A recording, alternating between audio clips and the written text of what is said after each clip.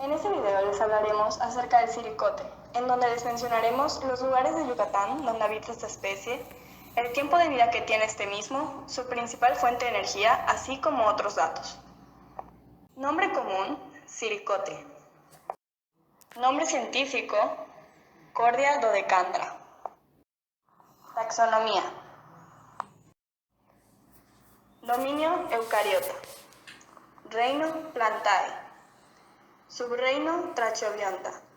División Magnoliophyta. Clase Magnolopsida. Subclase Asteridae. Orden Lamiales. Familia Voraginae. Género Cordia. Especie Cordia dodecandra. Tipos de adaptaciones. El siricote es caducifolio, por lo que pierde hojas en la época más fuerte de la sequía. Este árbol se encuentra sin hojas en los meses de enero, febrero o marzo. Esta especie florece todo el año en la población, pero se ha observado que existe un periodo en donde la floración es más abundante, el cual inicia en febrero y se intensifica en marzo y abril. Como resultado de la floración se pueden encontrar frutas casi todo el año. De Yucatán donde habita. Esta especie la podemos encontrar en la península de Yucatán, principalmente en la selva baja caducifolia y la selva baja subcaducifolia. Ciclos biogeoquímicos donde participa. La Cordia dodecandra se relaciona con el ciclo del oxígeno, ya que durante la fotosíntesis ésta crea partículas de oxígeno que luego llenan la atmósfera y que continúa con este mismo.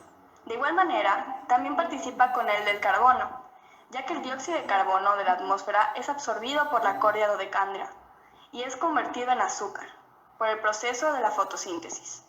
Por otra parte, igual tenemos relación con el ciclo del agua, porque la Cordia dodecandra toma el agua por las raíces y las conduce hacia las hojas donde se pierden por transpiración. Tanto en plantas como la Cordia dodecandra, como en animales, la ruptura de los carbohidratos, azúcares, sirve para producir energía. CO2 y agua. El tipo de contaminación que más afecta a la Cordia dodecandra es la contaminación del suelo. ¿Por qué? Porque si este se acidifica o se alcaliniza cambiando su nivel de pH, esta simplemente no podrá crecer en él, no se podrá desarrollar. En un dado caso que lo haga, será de una forma muy pobre, cayendo ante las otras plantas que son la competencia.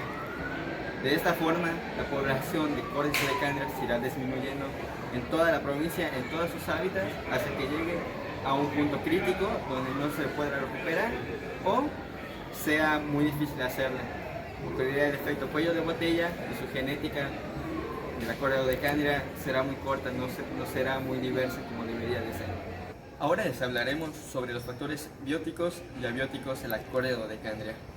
Los factores bióticos de la Cordia dodecandra son el ser humano, que practica la siembra ornamental de esta, igual la especie de hormiga azteca, que genera o hace sus nidos en las puntas de las ramas del siricote, funcionando como un antiplagas. Ahora, un factor abiótico es el suelo. El tipo de suelo que prefiere la Cordia dodecandra es rocoso y alcalino, siempre y cuando esto se mantenga con un nivel de pH de 6 a 7.6. También otro factor abiótico que influye es el clima. La Cordia dodecandra prefiere climas como los de Yucatán, que es de tipo de relaciones interespecíficas de la Cordia dodecandra. Una de las relaciones interespecíficas que esta tiene es el tipo de cooperación con la hormiga azteca, que ya habíamos mencionado antes. Esta crea sus nidos en las puntas de las ramas, que normalmente son las secas, y funciona como un tipo de insecticida, como un antiplagas para la Cordia dodecandra, algo que favorece a ambas especies, pero pueden depender de sí sin tener que vivir una necesariamente con la otra. Ahora, el tipo de interacción interespecífica que sí es mutualista es con las abejas, las mariposas y los colibríes. Estos recogen el néctar de la Cordia dodecandra de sus flores pero a cambio esparcen el polen de ella, eso haciendo que su nivel de éxito reproductivo aumente. Otro tipo de interacción interespecífica mutualista, o en algunos casos, pero es preferible decir que es de cooperación, es con los murciélagos. ¿Por qué? Porque los murciélagos, al consumir los frutos que caen de la córdia dodecandria, durante su excreción, durante sus heces, expulsan las semillas, esparciendo de esta forma su genética, haciéndola más diversa, aumentando de igual forma su éxito reproductivo. Ahora les voy a hablar de unas características de la córdia dodecandria. Esta habita en los bosques siempre verde, semisiempre verde y seco, y puede crecer hasta 500 metros sobre el nivel del mar. Esta es caducifolio, pues pierde sus hojas en las épocas secas, aunque crece todo el año, y para la época de enero, febrero y marzo hay unas pérdidas, pero también pueden haber unos cambios repentinos donde hay brotes. Así. Tiempo de vida o esperanza de vida del silicote. El tiempo de vida o esperanza de vida del silicote se basa en que ya se le considera como un ejemplar joven a partir de los 18 meses y como un adulto a partir de los 25 meses. Y se han encontrado ejemplares que han llegado a vivir hasta 150 años. Natural de la córdia dodecandria es de tipo disruptiva. ¿Por qué? Porque hace millones de años la especie principal, Boraginaceae, tuvo a dos fenotipos con diferencias entre sí.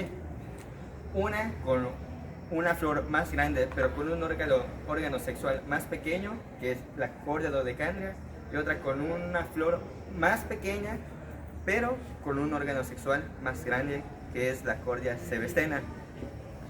Ambas, durante el pasar de los millones de años, fueron perfeccionándose sus atributos que las hacían diferentes, a pesar de que las dos actualmente se ven muy similares. Pero ¿por qué son especies diferentes si se ven similares? ¿Por qué? Porque ya no pueden tener o no tienen compatibilidad sexual. Básicamente no pueden reproducirse entre sí, lo que demuestra fuertemente, y es un claro ejemplo de que hubo una especiación entre ellas. Las dos favorecidas en el ambiente caducifolio de Yucatán y adaptándose en él. El tipo de especiación que tuvo la córdia dodecandria es de tipo simpátrica. ¿Por qué? Como podemos ver actualmente, hay una gran diferencia entre una córdia dodecandria, silicote, urbano y silvestre. El urbano puede medir de 5 a 7 metros y el silvestre puede medir hasta 30 metros. Lo que significa que su fenotipo del crecimiento o de tamaño se ha cambiado drásticamente, lo que representa que tiene una gran capacidad de adaptación, algo que demuestra fuertemente de que su tipo de especiación fue simpátrica. ¿Cómo pudo ser eso? Hace millones de años, la especie madre de la córdia dodecandria, su Boraginaceae principal, tuvo el fenotipo de la córdia dodecandria, que pasó lo mismo que con la silvestre y la urbana. Esta se pudo adaptar de forma excelente al ambiente, perfeccionando todo lo que le iba beneficiando con la ley de uso, sin tener que haber ninguna barrera, río, una montaña, una cordillera, nada, gracias a su increíble habilidad para adaptarse al ambiente. Ahorita vamos a explicar su principal nicho ecológico y junto con ello su tipo de metabolismo. Su principal nicho ecológico de la córdia dodecandria es que es un organismo fotosintético, o sea, pasa de las partículas del CO2 al oxígeno. ¿Cómo hace eso? Gracias a que su tipo de metabolismo es fotoautótrofo, básicamente de la energía lumínica que proviene del sol. Por los fotones mueven los electrones dentro de la planta por un proceso bioquímico, el cual luego genera las moléculas de oxígeno, junto con ayuda de otro tipo de minerales, el agua, etc.